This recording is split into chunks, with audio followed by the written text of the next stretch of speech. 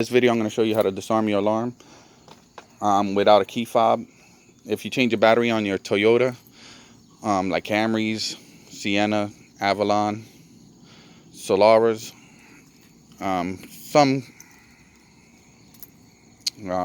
Corollas, and like if you change a battery and your alarm's going off, like I said, no key fob, this is how you do it.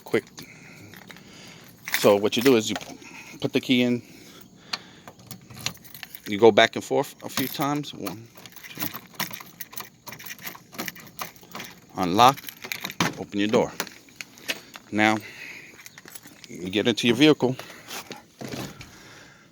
see right over here, and point that. This is like a button also. So what you do is you turn your key to the on position. Do not turn it on. Now you hold this button here for like 5 seconds, and you're gonna hear the doors unlock, and you're gonna hear it click in your dash and everything. So that's how you disarm your alarm. Like I said, these are on a lot of makes of the Toyotas.